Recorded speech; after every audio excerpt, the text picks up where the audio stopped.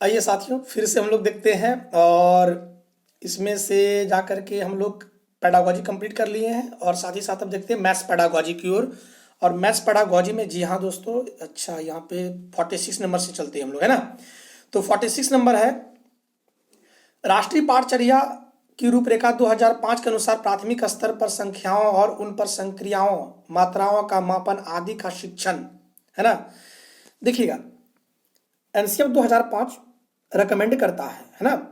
तो सबसे पहली बात, तो अगर हमारे मैथ्स पेडागोजी के सीरीज को नहीं देखे हैं तो आप वीडियो देख लीजिएगा। वहां पे मैंने एनसीएफ 2005 के एक टॉपिक बनाई है, वीडियोस बनाई है, और उस वीडियोस को अगर आप देखते हैं तो एनसीएफ से जुड़ी हुई कोई भी क्वेश्चन है वो सारा बन जाता है आपका, है ना। फिलहाल यहाँ पे देखिए, तो एनसीएफ 2005 यह रिकमेंड करती है कि वैसे बच्चे जो कि प्राथमिक स्तर का संख्या और संक्रिया व मात्राओं का मापन आदि का शिक्षण करता है, तो वह हमारा उसका उद्देश्य क्या है, तो गणित का शिक्षण के संकीर्ण उद्देश्य को पूरा करता है। देखिएगा, एनसीएफ 2005 के अनुसार दो एम्स होते हैं, दो उद्देश्य होते हैं। एक होता है संकीर्ण उद्देश्य, एक होता है उच्च उद्देश्य। संकीर्ण उद्देश्य से तात्पर्य है बच्चे जो कि अपने वातावरण से खुद ब खुद सीखते हैं, जिसपे औपचारिक शिक्षा की जरूरत नहीं पड़ती, उनको विद्यालय जाने की जरूरत नहीं पड़ती है। संकीर्ण उद्देश्य में वो सारे तथ्य आते हैं जो कि समाज से सीखते हैं, जैसे जोड़ घटाव करना, मात्राओं का मापन करना, संक्रियाएं करना, है ना, छोटी छोटी जो जोड़ घटाव होती है वो करना। ऐसे बच्चों को सीखने के लिए समाज में ही सीख जाते हैं, इसको स्कूल जाने की जरूरत नहीं पड़ती है। हाँ, लेकिन अगर फॉर्मली अगर स्कूल जाना पड़े तो उसका उच्च उद्देश्य कहलाता है। और संकीर्ण उद्देश्य में ये छोटे छोटे तथ्य आ जाते हैं। तो छोटे छोटे तथ्य का तात्पर्य होता है जो बेसिक मैथमेटिक्स कैलकुलेशन है, जोड़ घटाव गुणा भाग करना, नापना तौलना, है ना, ये सारी चीजें हमारा संकीर्ण उद्देश्य को दर्शाता है। लेकिन हम शिक्षकों का उद्देश्य होता है बच्चों को संकीर्ण उद्देश्य से उच्च उद्देश्य की ओर ले जाना। लेकिन यह एनसीएफ रेकमेंड करता है कि जो छोटे छोटे क्रियाएं होती है वो संकीर्ण उद्देश्य है, और बड़ी बड़ी जो कार्यनिधि होती है उसको उच्च उद्देश्य कहते हैं। तो इसका 46 का आंसर ए नंबर चल जाएगा, है ना। चलिए 46 के बाद चलते हैं हम लोग 47 नंबर की ओर, और क्वेश्चन नंबर 47 क्या कहता है इस बात पे हम लोग गौर करते हैं। तो 47 नंबर क्वेश्चन है साथियों कि कक्षा 3 में एक शिक्षक शिक्षार्थियों को 4, 5, 6, 2, है ना, 4562 और 728 का योग करने के लिए कहता है, और एक विद्यार्थी प्रश्न के उत्तर में निम्न प्रकार से प्रतिक्रिया करता है, और ये क्वेश्चन को जो गलत कर देता है ना। तो यह प्रतिक्रिया दर्शाता है कि बच्चे में डैश की कमी है। तो बच्चों में क्या चीज की कमी है, तो स्थानीय मान की कमी है। तो अब तो रही बात की, देखिए इस जगह पे ऑप्शन में हम आपको ज़्यादा तर्क नहीं दे सकते हैं, क्योंकि इसके लिए आपको हमको थ्योरी की वीडियोस आपको देखना पड़ेगा। तो साथियों आपसे रिक्वेस्ट रहेगा, अगर हमारे मैथ्स पेडागोजी के सीरीज को नहीं देखे हैं तो पूरे देख लीजिएगा। ये क्वेश्चन खुद ब खुद, यही नहीं, इससे संबंधित मैथ्स पेडागोजी के सारे क्वेश्चंस आपके बनेंगे। एक बार विश्वास करके आप पूरे को देख लीजिएगा, और फिर अगर बन गया तो फिर देखना है, नहीं बना तो नहीं देखना है, इसमें पैसे तो लगते नहीं है। चलिए 47 का आंसर चला गया बी नंबर, है ना। और चलिए नेक्स्ट चलते हम लोग 47 के बाद 48 नंबर, और 48 नंबर क्वेश्चन कहता है कक्षा 4 की पाठ्य पुस्तक में से जो दी गई निम्नलिखित समस्याओं में से कौन सी बहु अनुशासनात्मक समस्या की ओर संकेत करता है। मल्टी इंस्ट्रक्शनल, है ना, प्रॉब्लम्स की ओर इंडिकेट करता है। देखिए मल्टी इंस्ट्रक्शनल क्या है, हम लोग इसको मल्टी इंस्ट्रक्शनल का मतलब होता है इंटरडिसिप्लिनरी अप्रोच से, मतलब बहुत सारे कार्य को, बहुत सारे टॉपिक्स को एक साथ में जोड़ के कार्य को करना, वो हमारा मल्टी इंस्ट्रक्शनल कहलाता है। और इसका कौन वाला ऑप्शन संकेत कर रहा है इसको देखते हैं। ए नंबर कहता है भारत के झंडे का आरेख बनाइए और झंडे में सममिति रेखाओं की संख्या की पहचान कीजिए। देखिए बच्चे यहाँ पे क्या बोल रहा है कि सममिति के रेखा की पहचान कीजिए और निर्माण भी कीजिए। आरेख बनवा रहा है और उसमें काउंटिंग भी करने दिया जा रहा है। तो ये मल्टी डिसिप्लिनरी अप्रोच को करता है, ये मल्टी इंस्ट्रक्शनल जो प्रॉब्लम्स है उसको दूर करने की ये बात कर रहा है। तो इसका ऑप्शन जो है 48 का यही चला जाएगा।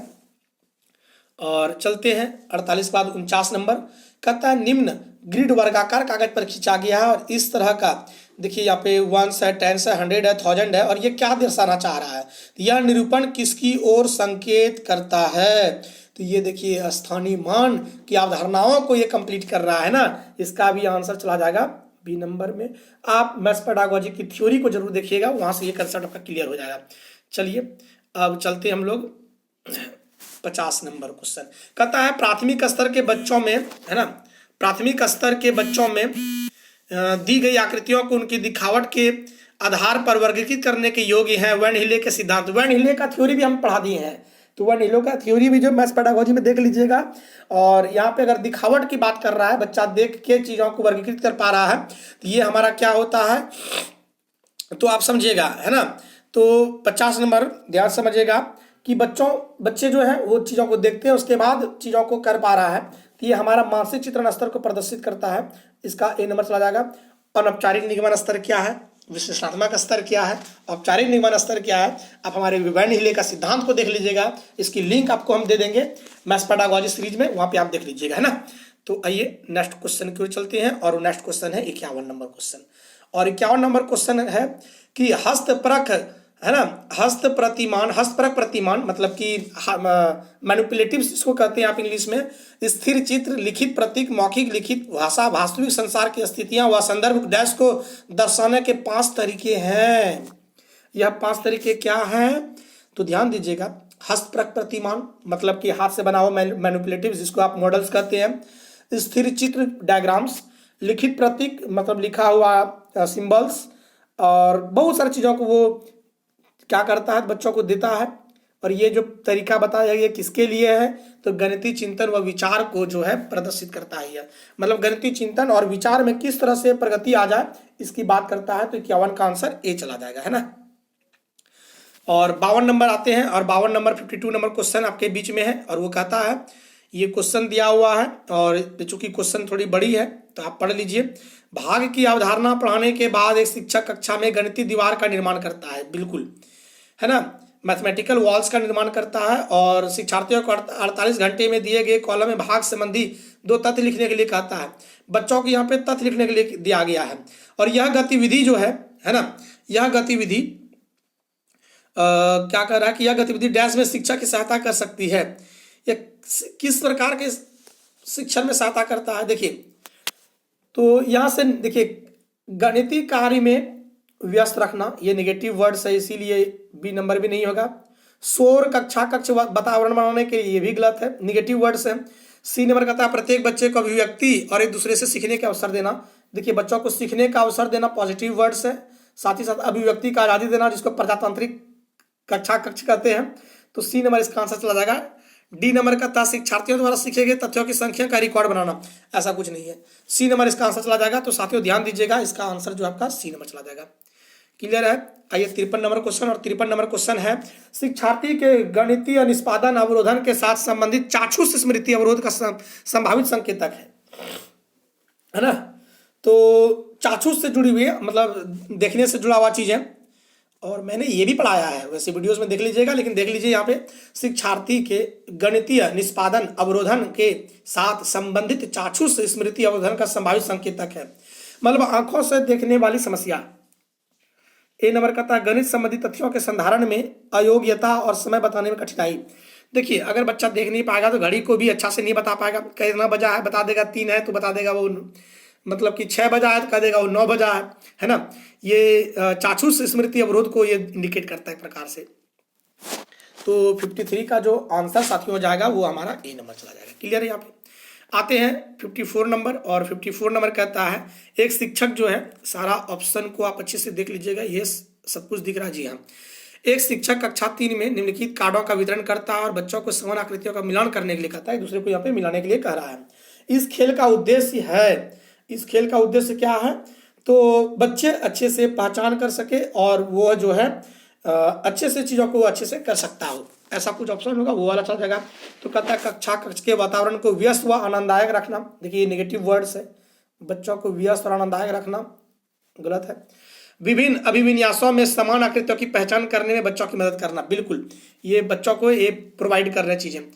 कहता है आंख हाथ के समन्वय को बढ़ाना, सिर्फ आंख हाथ के ही समन्वय को नहीं बढ़ाते हैं, गलत है, लिमिट कर दिया है। समानता समस्याओं को धरना गलत है। इसका आंसर जो साथियों चला जाएगा वो होगा हमारा बी नंबर ऑप्शन।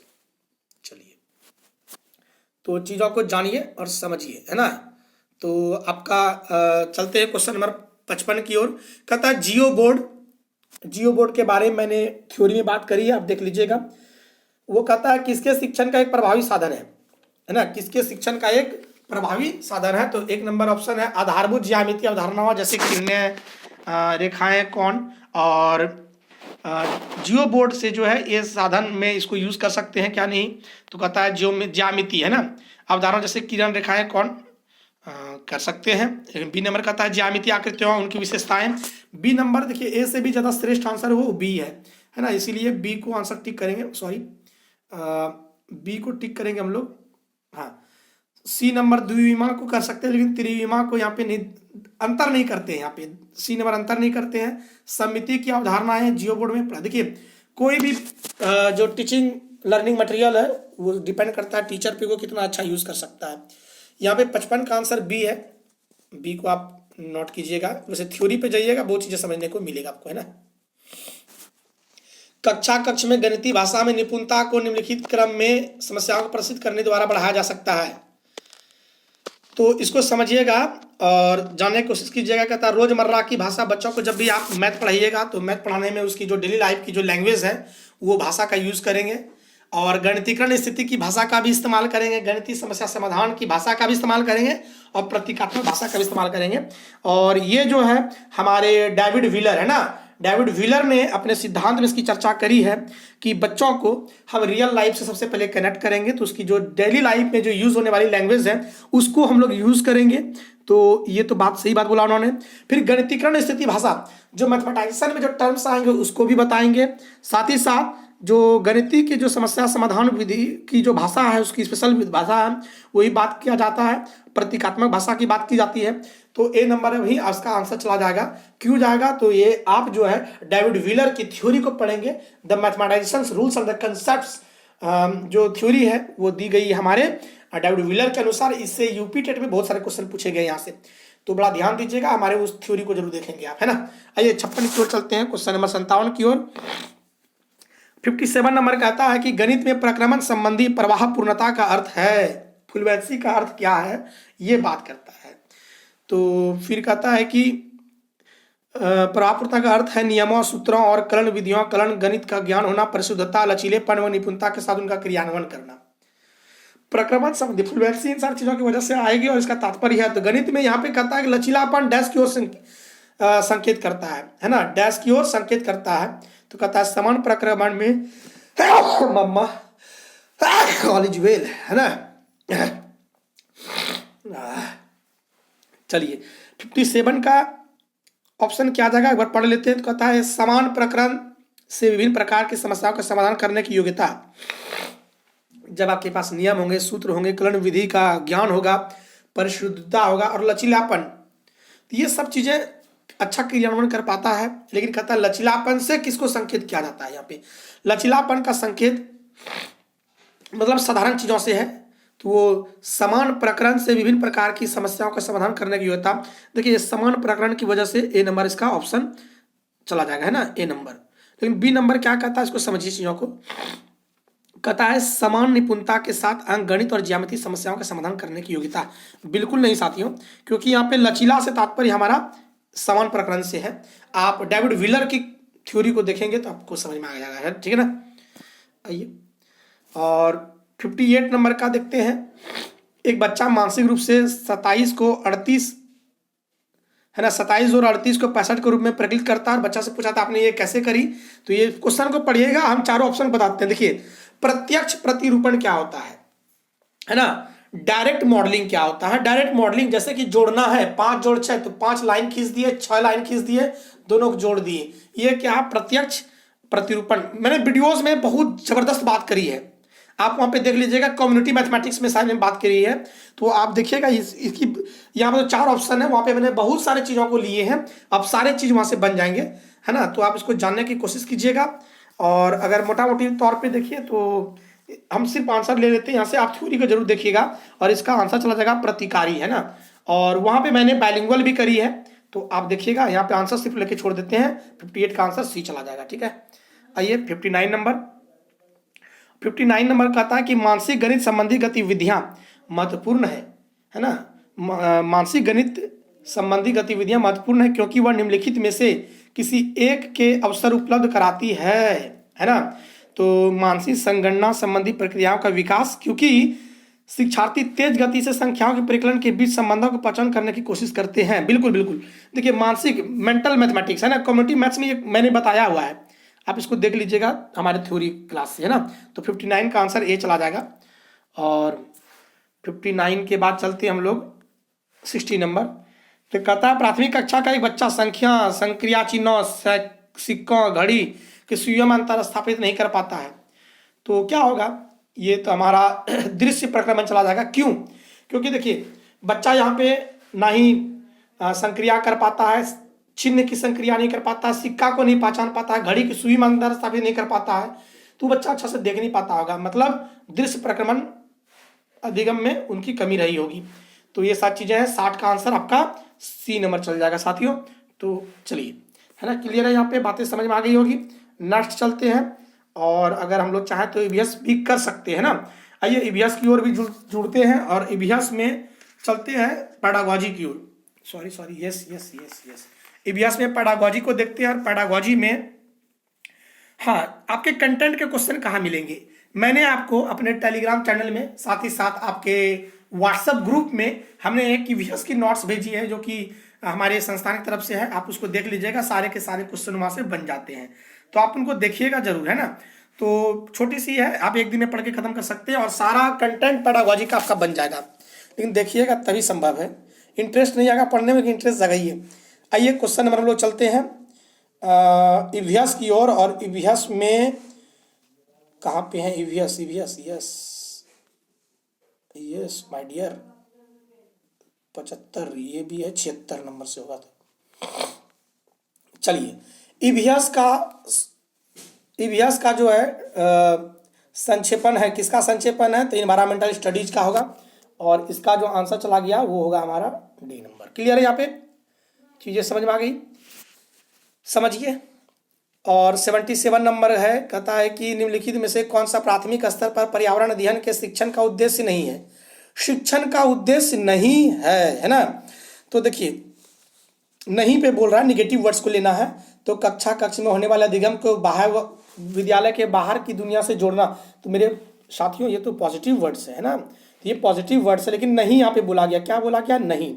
तो ये तो सही बात बोल रहा है ना, ये सही बात बोल रहा है। देखिए ये पॉजिटिव वर्ड्स है, जिंदगी बच्चों को वास्तविक जिंदगी से जोड़ना चाहिए। बी नंबर कहता है शिक्षक कक्ष में कड़े अनुशासन को सुनिश्चित करे। बिल्कुल नहीं, ये निगेटिव वर्ड्स हैं, इसीलिए इसका आंसर जो चला जाएगा वो बी नंबर होगा, क्योंकि यहाँ पे निगेटिव बात करी गई है। बाकी देखिएगा बच्चों को प्रश्न पूछने के लिए अवश्य विपरीत करना चाहिए, ये पॉजिटिव वर्ड्स हैं। बच्चों में निकटतम परिवेश से परिचय प्राप्त करना, वही तो हो दैनिक जीवन से जोड़ना, ठीक है। तो देखिए ये सारा पॉजिटिव वर्ड्स है, सारे पॉजिटिव वर्ड्स की तरफ लिख लीजिएगा। नेगेटिव वर्ड्स में हमारे आ गया अनुशासन सुनिश्चित करें। अनुशासन कभी भी हम लोग सुनिश्चित नहीं करेंगे, है ना। तो 77 का बी नंबर ऑप्शन चला जाएगा, क्योंकि यहाँ पे नहीं बोला गया है। 78 नंबर आइए, 78 नंबर क्वेश्चन कहता है आंचल अपनी कक्षा 5 में पर्यावरण अध्ययन की कक्षा में अक्सर गहन जांच पड़ताल वाले कल्पनाप्रक प्रश्न पूछती है। उसके द्वारा इस प्रकार का उद्देश्य डैश सुधार करना है ना। किसको सुधार करना है? तो देखिए यहाँ पे जो बच्ची जो सवाल पूछ रही है वो गहन जांच पड़ताल वाले सवाल को पूछती है, मतलब चिंतन कौशलों पे वो विकास करना चाह रही है ना। तो इसका आंसर चला जाएगा आपका सी नंबर। आइए 79 नंबर जोड़ते हैं, और 79 नंबर कहता है कक्षा 3 के शिक्षार्थियों को हमारे दोस्त पक्षी प्रकरण पढ़ाते समय नलिनी नीचे दी गई पद्धति का प्रयोग करती है। और ये जो चीज़ें हैं आप पढ़िएगा तो चीज़ें आपको समझ में आएगी। और ये क्वेश्चन कहता है कि हमारे एक प्रकरण है ना, उस प्रकरण के बारे में बताया जाता है कि वो पढ़ाते समय कुछ कुछ प्रयोग करती है और कुछ पद्धति का प्रयोग करती है। वो क्या है कि पक्षियों पर आधारित वृत्त चित्र दिखाती है, विभिन्न पक्षियों की तस्वीर वाले चार्ट का प्रयोग करती हैं, साथ ही साथ नज़दीकी पार्क में ले जाती है। इस प्रकार की अधिगम करना चाहती है बच्चों पे मिस नलिनी, है ना। तो देखिए यहाँ पे वो अपनी पाठ्य योजना का पालन करती है, ऐसा कुछ नहीं है। बहुबुद्धि वाले शिक्षार्थियों की विभिन्न आवश्यकता को पूरा करती है। जी हाँ साथियों, ये जो बच्चे बहुबुद्धि वाले जो शिक्षार्थी हैं उसको वो फॉलो करते हैं, है ना। तो 79 का आंसर जो है वो बी नंबर चला जाएगा। क्यों जाएगा? क्योंकि वो सारे बच्चों को फोकस कर रही है, बहुत सारा क्रियाकलाप कर रही है, तो ये जो है मल्टीपल इंटेलिजेंस वाले बच्चों को ये कंप्लीट उसको उसकी नीड्स को पूरा कर दी जा रही है यहाँ पे। इसका आंसर चला गया बी नंबर, है ना। तो आइए 80 नंबर क्वेश्चन देखते हैं, और 80 नंबर क्वेश्चन कहता है क्या है, इसको जानने की कोशिश करते हैं। खेल जो हम खेलते हैं, है ना, जो इस प्रकरण को बच्चों को पढ़ाती है, तो इसके बारे में कुछ क्वेश्चंस हैं। आइए, तो प्रकरण है खेल जो हम खेलते हैं। प्रकरण के शिक्षण में शिक्षार्थियों की अधिकतम भागीदारी के लिए निम्न में से कौन सी शिक्षण युक्ति अधिक प्रभावी होगी? कौन सा शिक्षण जो है युक्ति अधिक प्रभावी होगी? तो इसको देखते हैं। ऑप्शन नंबर ए क्या कहता है? कहता है शिक्षार्थियों को खेल के मैदान में ले जाना और उन्हें अलग अलग दिनों में अलग अलग खेल खिलाना। ये आंसर तो बात सही बोल रहा है। विभिन्न खेलों के खेल कार्ड बनाना और उन्हें शिक्षार्थियों को दिखाना, ये भी सही बात है। सी नंबर कहता है शिक्षार्थियों को भीतर और बाहर खेलने जाने वाले खेलों का नाम याद कराना। बिल्कुल नहीं, याद कराना वर्ड ही निगेटिव है, इस वजह से ये गलत हो जाएगा। बी नंबर सही बात लेकिन उन्होंने की है। डी नंबर करता है शिक्षार्थियों को टेलीविजन पर खेल संबंधी कार्यक्रम को देखने और उस पर आधारित परियोजना का कार्य बनाने के लिए कहना। तो ये उतना अच्छा नहीं है, लेकिन सबसे बेस्ट अगर बात करें तो ए नंबर होगा, क्योंकि यहाँ पे देखिए खेल के मैदान में ले जाता है तो दैनिक जीवन से जोड़ रहा है और फिर अलग अलग खेल को खिलाते हुए उसे दिखाता है ना। तो 80 का आंसर ए नंबर चला जाएगा, क्योंकि उसको रियल लाइफ से जोड़ा जा रहा है। 81 नंबर क्वेश्चन है निम्न में से कौन सा पर्यावरण की कक्षा में रूपात्मक आकलन का समुचित कार्य नहीं है? रूपात्मक आकलन, फॉर्मेटिव असेसमेंट क्या है, समेटिव असेसमेंट क्या है, हमारे आप वीडियोस को देखिएगा, उसमें मैंने ज़बरदस्त बात करी है और वहाँ से आपको चीज़ें समझ में भी आएगी। तो चलिए साथियों 81 का क्वेश्चन नंबर और की चलते हैं। वो क्वेश्चन कहता क्या है? कहता है कि निम्न में से कौन सा पर्यावरण की कक्षा में रूपात्मक आकलन का समुचित कार्य नहीं है? समुचित कार्य नहीं है, रूपात्मक आकलन का समुचित कार्य नहीं है, नहीं पे यहाँ बात कहा गया है ना। कहता पाठ में दी गई महत्वपूर्ण शब्दावली की परिभाषा का व्याख्या करना, बिल्कुल ऐसा नहीं कहा जा रहा है। दिए गए प्रयोगात्मक क्रियाकलापों को पूरा करना और अपने एक अवलोकन का दर्ज करना, दिए गए प्रयोगात्मक प्रकरण का चिन्हांकन वाले आरेख बनाना और जल प्रदूषण की हानियों के बारे में चर्चा करना। यहाँ बोलता है रूपात्मक आकलन में नहीं है ना, ये कौन सा नहीं है? तो डी नंबर इसका ऑप्शन चला जाएगा। ऐसा कीजिएगा, आप उसका थ्योरी देख लीजिएगा, थ्योरी मेरी बनी हुई है ईवीएस पेडागोजी में, ये चीज़ें समझ में आ जाएगी, क्योंकि वहाँ पे हमने जबरदस्त बात करी है। रूपात्मक आकलन क्या है और फिर संगठनात्मक आकलन क्या है, formative assessment and summative assessment, वहाँ पे ये चीज़ आपको समझ में आ जाएगी। चलिए हम लोग क्वेश्चन नंबर 82 की ओर चलते हैं, और 82 नंबर क्वेश्चन है जीव जंतुओं पर आधारित पाठ को पढ़ाने के बाद शीतल कक्षा 4 के शिक्षार्थियों के लिए चिड़ियाघर के भ्रमण का आयोजन करती है ना। चिड़ियाघर का वो आयोजन करती है, तो वो क्या करना चाहती है?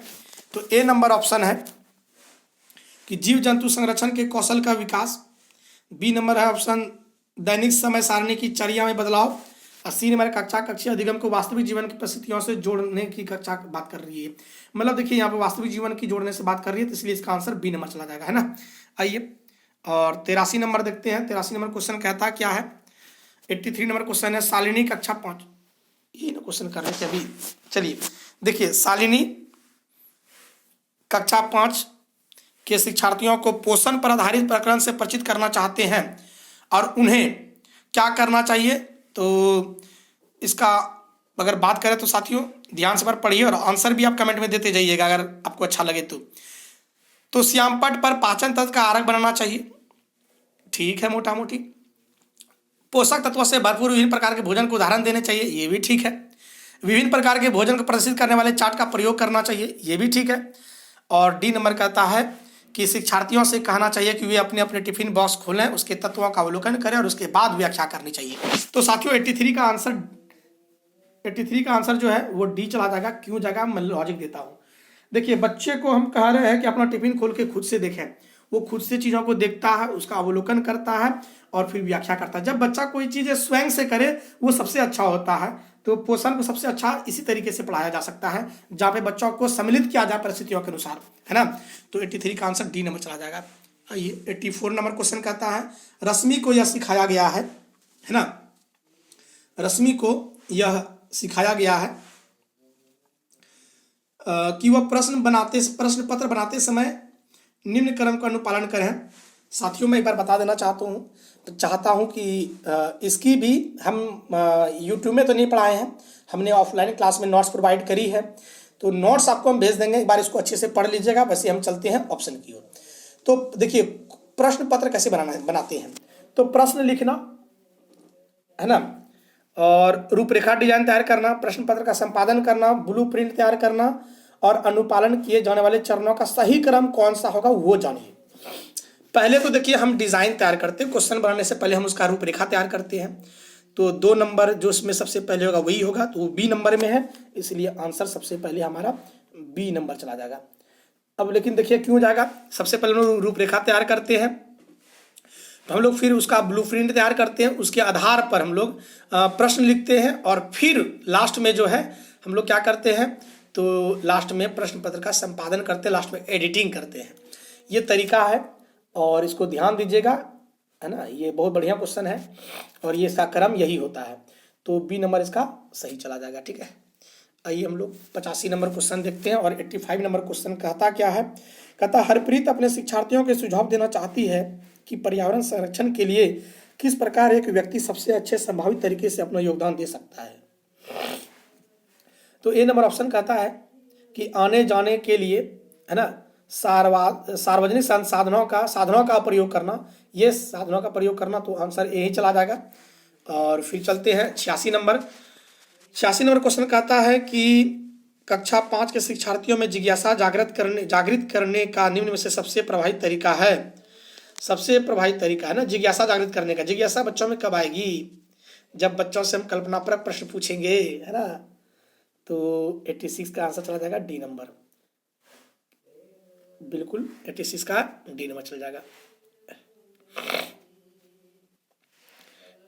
87 नंबर आते हैं साथियों, यदि 1 महीने के लिए बिजली ना हो तो हमारा जीवन किस प्रकार प्रभावित करेगा। इस प्रश्न को पूछने का उद्देश्य क्या है, इस प्रश्न को पूछने का उद्देश्य क्या है।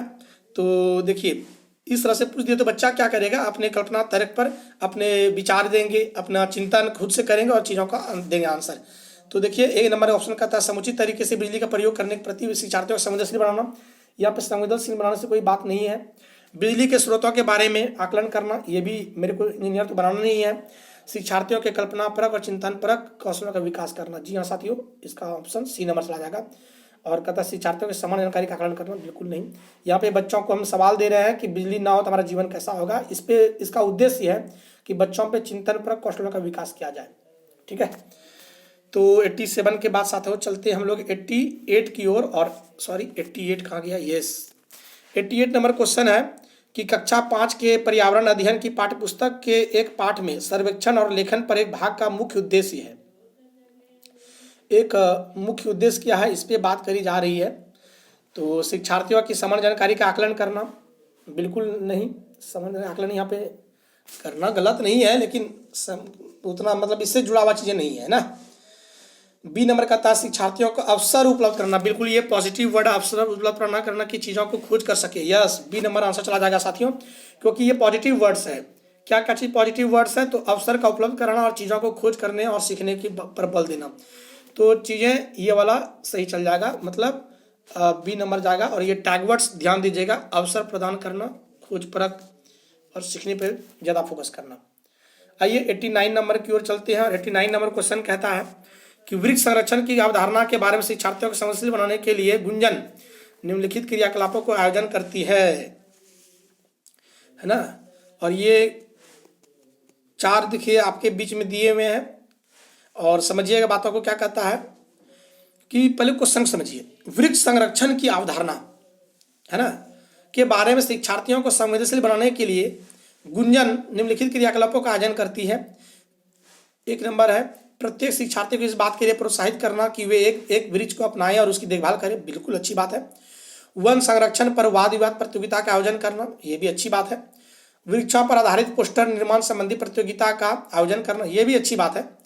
और शिक्षार्थियों को कटी लकड़ियों के भंडार दिखाना, ये सबसे अच्छा। अगर संवेग स्थापित करना है तो बच्चों को लकड़ी, कटा हुआ लकड़ी दिखा दीजिए, और उसमें उसको डिफॉरेस्टेशन वगैरह एक ऐसा जगह ले जाइए जहाँ के जंगल कटा हुआ है, और उसको दिखाइए और वहाँ पे चर्चा कीजिए, तो बच्चों में अच्छी संवेग की स्थापना हो जाएगी। तो घ नंबर चला जाएगा, मतलब जिसमें घ है किसमें जाएगा, डी नंबर, तो डी नंबर आंसर चला जाएगा इसमें। ठीक है, चलिए 90 नंबर चलते हैं। 90 नंबर क्वेश्चन क्या कहता है, तो है कक्षा 5 के शिक्षार्थियों को यदि यह समाप्त हो जाए, ये प्रकरण हम लोग बच्चों को पढ़ा रहे हैं ना, तो कहता है कि इस पाठ पढ़ने के बाद शिला प्रकरण के बारे में, शिला एक टीचर है ना, यह शिला प्रकरण के बारे में शिक्षार्थियों की समझ के स्तर के बारे में जानने के लिए एक परीक्षण प्रशासित करती है।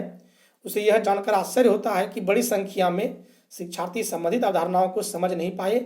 इसका मुख्य कारण हो सकता है, क्वेश्चन ध्यान से समझिएगा, तब आपको थोड़ी क्वेश्चन बड़ी है और स्पीड से जाइएगा तो आप भी स्पीड से निकल जाइएगा। देखिए, कक्षा 5 के शिक्षार्थियों को एक टॉपिक पढ़ाया जा रहा है, यदि यह समाप्त हो जाए, ठीक है, और यह प्रकरण के बारे में शिक्षार्थियों की समझ के स्तर के बारे में जानने के लिए एक परीक्षण प्रशासित करती है। उसे यह जानकर आश्चर्य होता है कि बड़ी संख्या में शिक्षार्थी संबंधित अवधारणाओं को नहीं समझ पाए। क्यों नहीं समझ पाए? इसलिए नहीं समझ पाए होंगे क्योंकि ए नंबर ऑप्शन कहता है उसने प्रकरण को पढ़ाने के लिए सही पद्धति का प्रयोग नहीं किया। हम बिल्कुल, बच्चे इसलिए नहीं अब समझ पाए होंगे क्योंकि वो अच्छे प्रकरण का मतलब अच्छे पद्धति का इस्तेमाल नहीं कर पाया होगा, सिंपल बात है। तो 90 का आंसर ए नंबर चला गया। तो आइए साथियों, चीज़ों को यहीं पे छोड़ते हैं और फिर मिलते हैं हम लोग अगले एपिसोड पर, और बने रहेंगे हमारे साथ इसी तरीके से। और अगले एपिसोड में इंग्लिश पेडागॉजी और हिंदी पेडागॉजी को लेके चलेंगे और फिर संस्कृत पेडागॉजी को लेके चलेंगे, फिर चीज़ें आपको समझ में आ जाएगी। तो साथियों चलिए, हमारे साथ आप इसी तरीके से बने रहेंगे। और साथियों, अगर हमारे चैनल में आप नए हैं तो चैनल को सब्सक्राइब जरूर कीजिएगा, लाइक कीजिएगा अगर अच्छा लगा तो, नहीं तो डिसलाइक कीजिएगा। वहीं अगर कुछ सुझाव देना चाहते हैं तो आप अच्छा कमेंट कर सकते हैं। और साथियों चलिए, हम लोग मिलते हैं फिर अगले एपिसोड पर और बने रहेंगे हमारे साथ इसी तरीके से। जय हिंद, जय भारत, जय गुरु।